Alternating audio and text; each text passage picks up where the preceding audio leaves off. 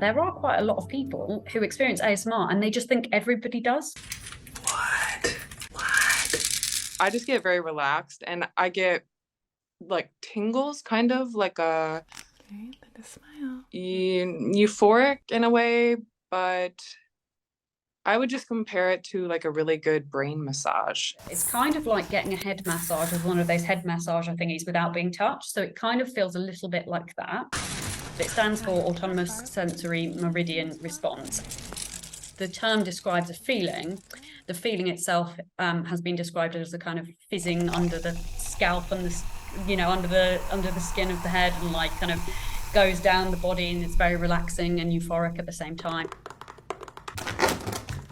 It also feels a little bit like goosebumps if you've ever had that, but not really.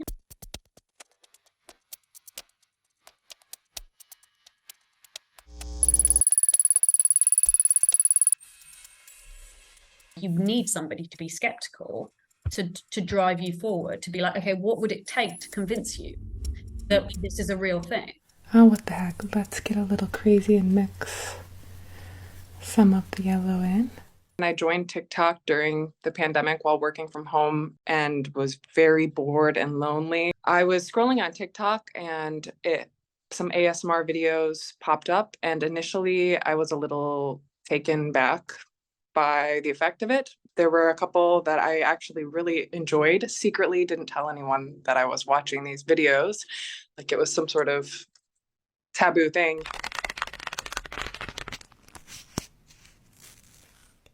And then I started making it because the kind of ASMR that I wanted to see on TikTok was only really there wasn't as much of it on TikTok at the time. It was more on YouTube. Then it just kind of unexpectedly gained way more traction than I had anticipated. So. One of the things that I think is really interesting from the data that we've had from the physiology of ASMR is the stuff that points to the fact that it's a very complex emotional state. So it's not simply it's just a pleasant feeling. It's much more complicated than that. So it's relaxing, but it's also activating. And so I would class it along with some other kind of aesthetic type experiences that involve a blending of different emotional states. So things like nostalgia, but also like weird things like being oddly satisfied or disgustingly satisfied, like this kind of complexity of emotion, like enjoying negative experiences and stuff like that. So I class ASMR in the realm of those kind of emotionally complex experiences. I certainly think it helps me regulate myself a little better. It's a good coping action, like a good coping activity. Most of those benefits are anecdotal at this stage.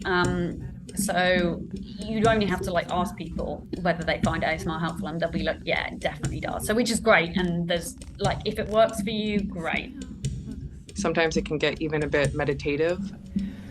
Relax your entire body, starting with... It is really helpful emotionally in very low times. And even just to help with sleep can help with so many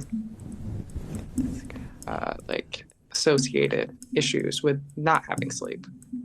It's not necessarily the case that ASMR will help everybody for everything, and we don't know how it works. So we don't know whether it does actually, like a lot of people say they use it for sleep, but the negativity.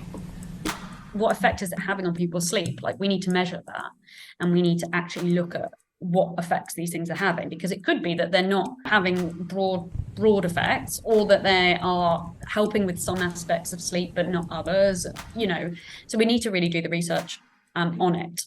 My ASMR icks, triggers that I don't like to watch. There are some types of ASMR that I still find very repulsive and I cannot watch, and it gives me ick feelings.